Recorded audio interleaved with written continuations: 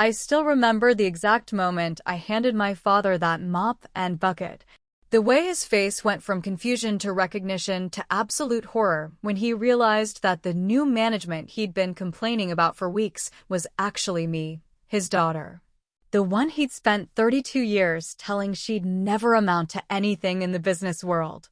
Women just don't have what it takes to run a real company, he'd said just 6 months earlier at my cousin's wedding, loud enough for half the reception to hear. They're too emotional, too soft. Business requires a man's touch. Well, Dad, I thought as I watched him grip that mop handle with trembling hands, let me show you just how soft I can be. The company was Stewart and Sons Construction, though there had never been any sons involved. Just me, trying desperately to earn my father's respect for over a decade, while he treated me like an overpaid secretary.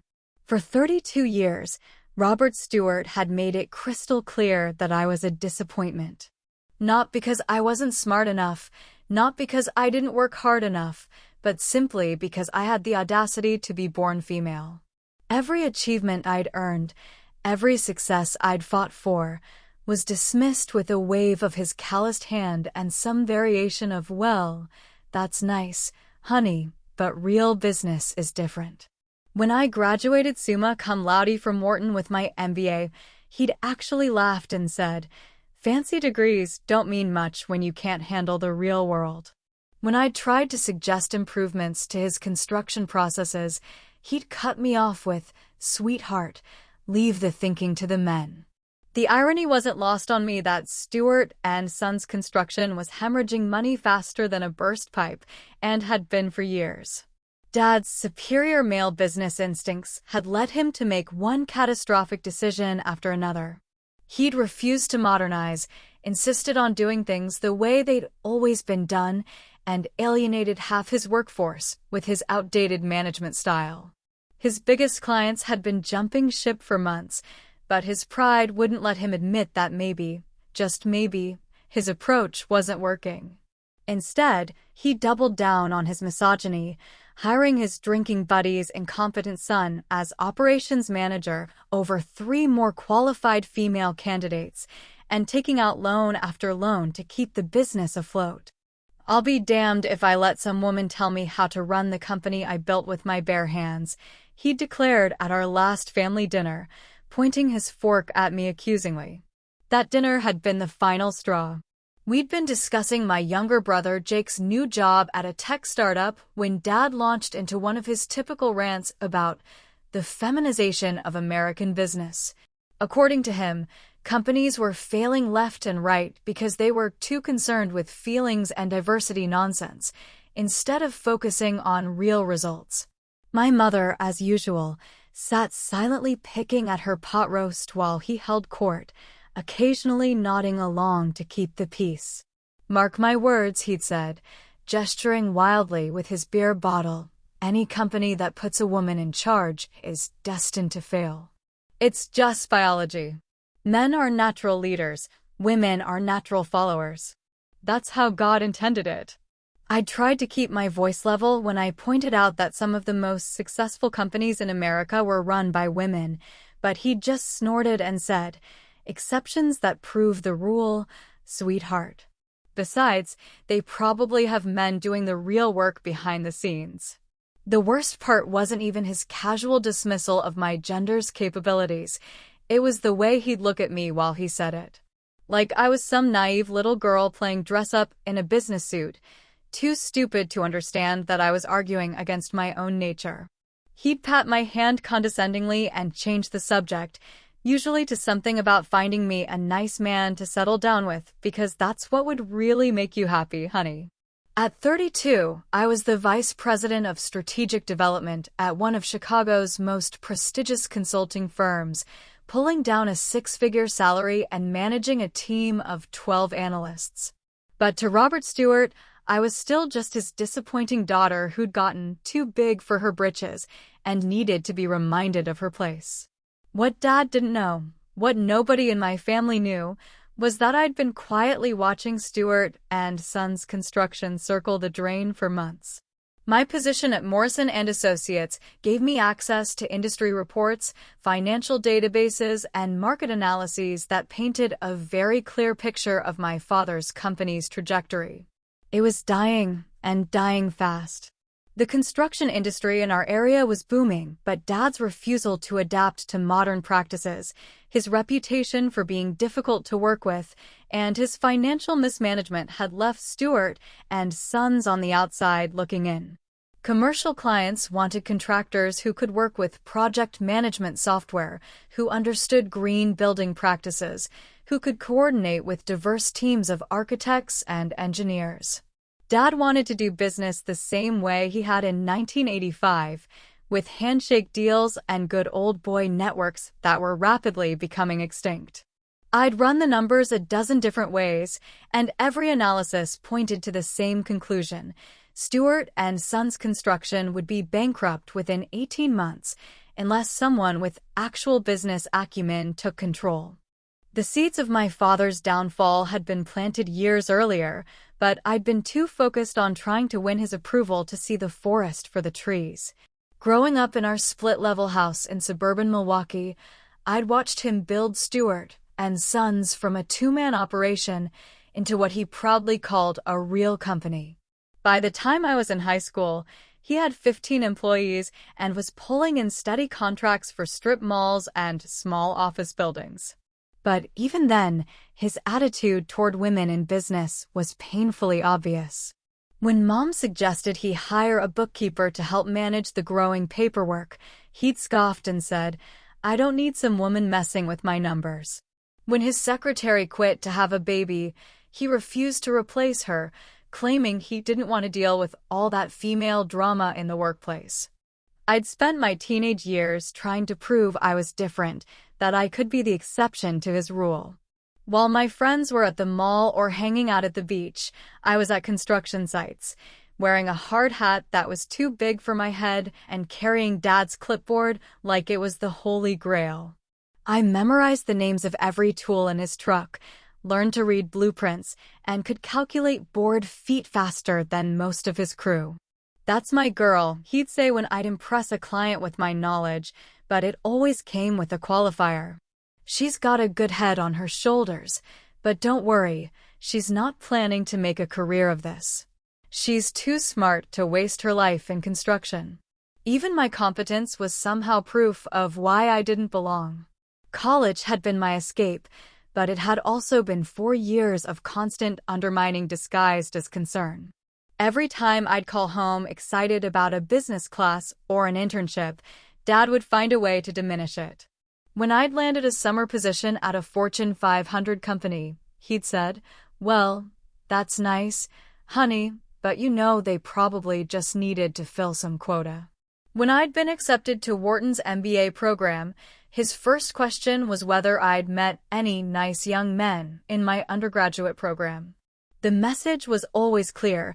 My achievements were temporary diversions from my real purpose, which was to find a husband and produce grandchildren. The fact that I was excelling in a field he claimed women couldn't handle didn't make him reconsider his beliefs. It just made him more determined to prove I was an anomaly. The real breaking point had come 3 years ago, when I'd made the mistake of offering to help save his struggling business. I'd been working at Morrison and Associates for 5 years by then, and I'd built a reputation as someone who could turn around failing companies. My specialty was identifying operational inefficiencies and implementing strategic solutions, exactly what Stewart and Sons desperately needed. Dad had been complaining for months about losing contracts to newer, more efficient competitors, so I'd spent weeks putting together a comprehensive analysis of his business model.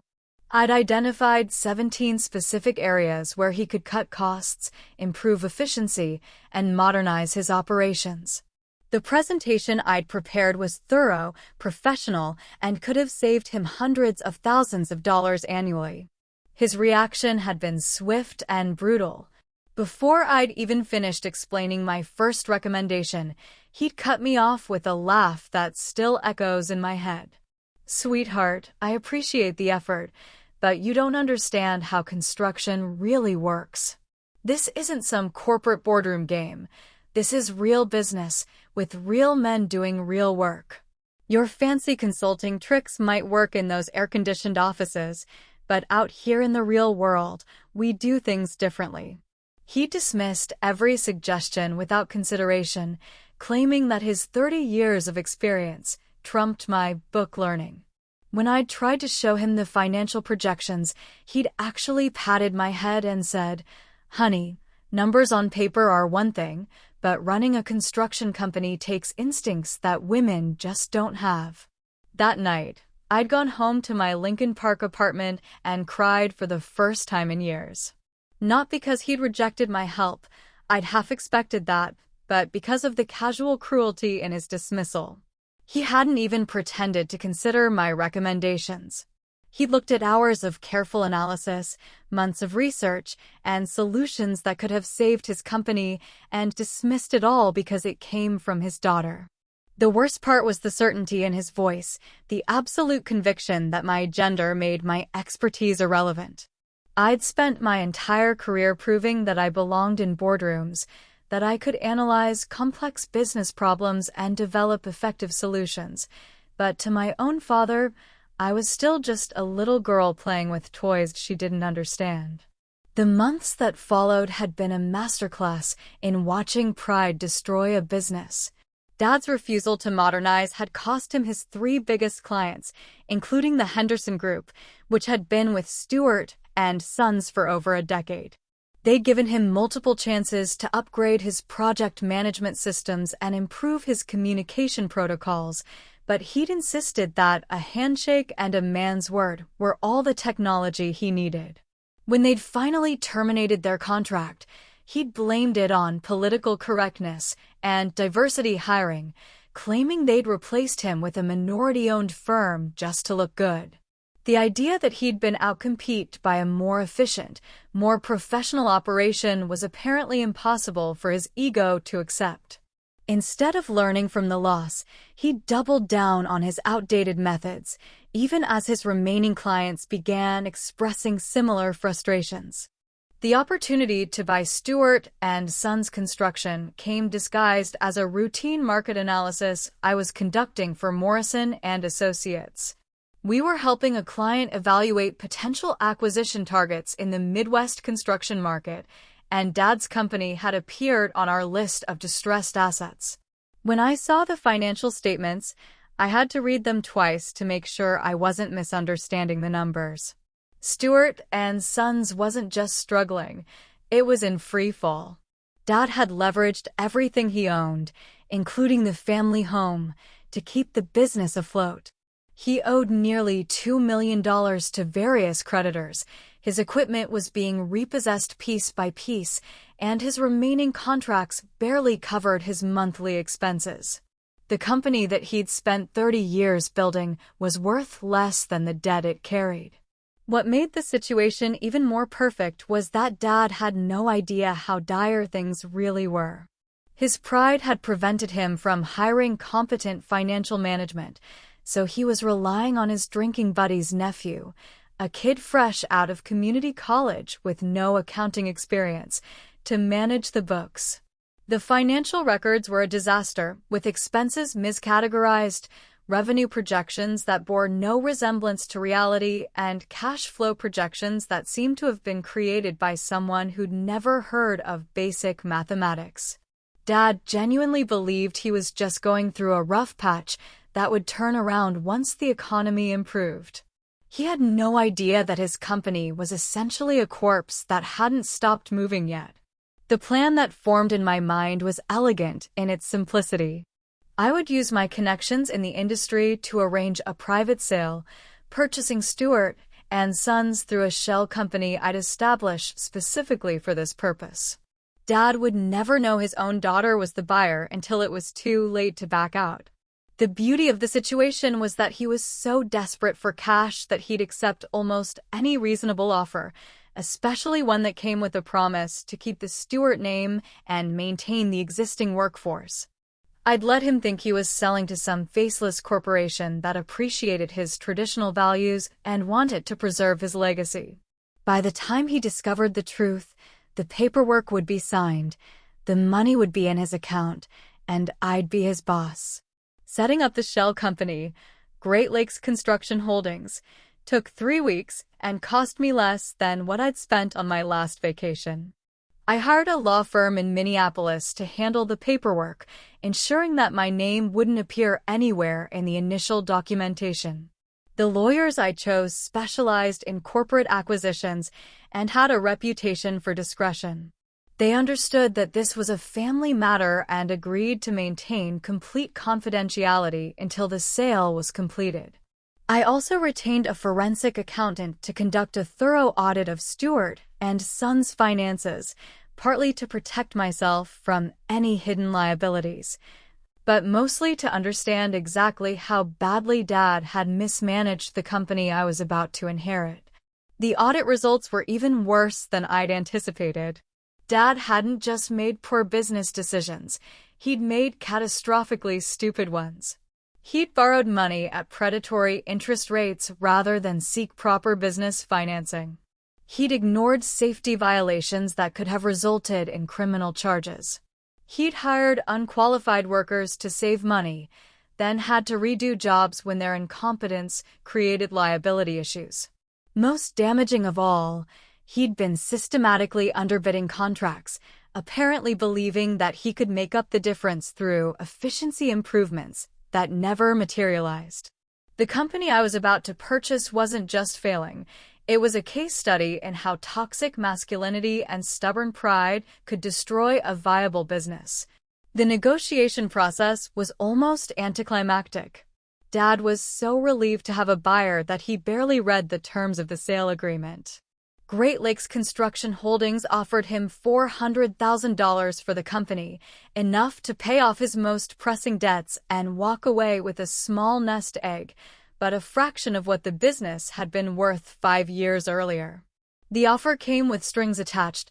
The new owners would retain the Stewart and Sons name, keep the existing workforce, and allow Dad to stay on as a senior consultant for 6 months to ensure a smooth transition. What the contract didn't specify was what his consulting duties would entail or who would be making those decisions.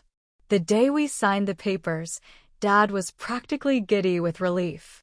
He kept talking about how the new owners understood the value of experience and how they'd specifically requested that he remain involved to provide guidance. They know they're getting a bargain, he told Mom over dinner, completely oblivious to the fact that he'd just sold his life's work for pennies on the dollar. These corporate types might have money, but they still need someone who understands how real construction works. They're lucky to have me. I sat at that same dining room table where he dismissed my expertise for years, nodding along and making sympathetic noises, all while knowing that in exactly 2 weeks, I'd be walking into his office as the new owner of Stewart and Sons Construction. The morning I walked into Stewart and Sons Construction as the new owner was a crisp October day that felt heavy with possibility. I'd spent 2 weeks preparing for this moment, working with my new management team to develop a transition plan that would immediately address the company's most critical problems while positioning us for long-term growth. What I hadn't prepared for was the sheer theatrical perfection of watching my father's world collapse in real time. He was sitting in what used to be his office, feet up on the desk, explaining to his foreman how the new corporate owners would probably want to make some changes, but that his experience would keep them from doing anything too drastic. They'll learn soon enough that you can't run a construction company from some fancy boardroom, he was saying as I knocked on the door. The look on his face when I walked in wearing my best business suit and carrying a briefcase full of termination letters was worth every dollar I'd spent to make this moment happen. Confusion flickered across his features first. What was his daughter doing here so early in the morning, and why was she dressed like she was heading to a board meeting? Then came recognition as he noticed the Great Lakes Construction Holdings logo on my briefcase, followed by a dawning horror as the pieces began falling into place. "Hi, Dad," I said, setting my briefcase on his desk with deliberate precision. "I think we need to talk about your future with this company." The color drained from his face so quickly I thought he might actually faint, and for a split second, I almost felt sorry for him. Almost. The next 30 minutes were a masterclass in watching a narcissist's carefully constructed reality crumble. Dad went through every stage of denial imaginable, from insisting this had to be some kind of joke, to demanding to speak to the real owners, to threatening legal action for fraud. "This is impossible," he kept repeating, as if saying it enough times would make it true. "You can't afford to buy a company. You're just a consultant. This has to be some kind of mistake." When I calmly explained that I'd been planning this acquisition for months, that I'd used my own money and industry connections to purchase his failing business, and that as of this morning, he was officially my employee, something inside him seemed to break. The confident patriarch who'd spent decades lecturing me about business suddenly looked like a confused old man who'd lost his way. The real justice came in the details I'd carefully planned for this moment. Dad's new position wasn't senior consultant. It was facilities maintenance coordinator, a fancy title for what was essentially a janitor's job. His responsibilities would include cleaning the offices, maintaining the equipment, and ensuring that the job sites met our new, much higher standards for organization and cleanliness. "But don't worry," I told him, pulling out a crisp new uniform with his name embroidered on the pocket. "You'll still be working with your hands, just like you always said real men should." The irony wasn't lost on either of us that the man who'd spent years claiming women couldn't handle real work was now going to be scrubbing toilets for his daughter. The transformation of Stewart and Sons over the following months was nothing short of remarkable. Within 6 weeks, I'd implemented the same efficiency improvements I'd tried to show Dad 3 years earlier, streamlined our project management systems, and begun rebuilding relationships with the clients he'd alienated. The Henderson Group, impressed by our new professionalism and updated capabilities, offered us a contract worth more than Dad had made in his last 2 years combined. Our workforce, initially skeptical of the changes, quickly embraced the new systems when they realized that better organization meant steadier work and higher pay. Even the banks that had been threatening foreclosure were suddenly interested in extending our credit lines now that we had competent financial management. Dad's adjustment to his new role was exactly as painful as I'd hoped it would be. Every morning, he'd arrive at the office where he'd once held court as the unquestioned king, put on his maintenance uniform, and spend 8 hours cleaning up after people he used to consider his employees. The other workers, many of whom had endured years of his condescending lectures about real men's work, watched with barely concealed amusement as he emptied trash cans and mopped floors.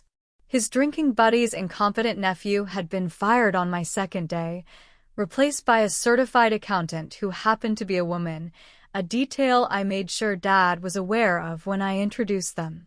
The most satisfying moment came 6 months later, during our first all-hands meeting as a successfully reorganized company. Stewart and Sons had not only avoided bankruptcy, but had actually turned a profit for the first time in over 2 years. We'd hired 12 new employees, upgraded all our equipment, and secured enough contracts to keep us busy through the following year. As I stood in front of the assembled workforce, explaining our expansion plans and profit-sharing program, I caught sight of Dad in the back row, still wearing his maintenance uniform. For 32 years, he'd told me that women couldn't run real businesses, that we were too emotional and too soft for the harsh realities of the corporate world. Now here I was, having saved his company from bankruptcy while he cleaned our bathrooms, and the irony was so perfect it almost felt scripted. But the real victory wasn't just proving Dad wrong. It was proving to myself that I didn't need his approval to be successful. For decades, I'd measured my worth by his impossible standards, constantly trying to earn respect that was never going to come. Buying his company and making him my employee wasn't just about revenge. It was about finally accepting that his opinion of my capabilities said more about his limitations than mine. The little girl who desperately wanted her father's approval had grown into a woman who could buy and sell his dreams, and that transformation was worth more than any apology he could ever offer. These days, when people ask me about work-life balance, I tell them that sometimes the most therapeutic thing you can do is make your biggest critic scrub your toilets. After all, as Dad always said, real business requires results, and mine speak for themselves.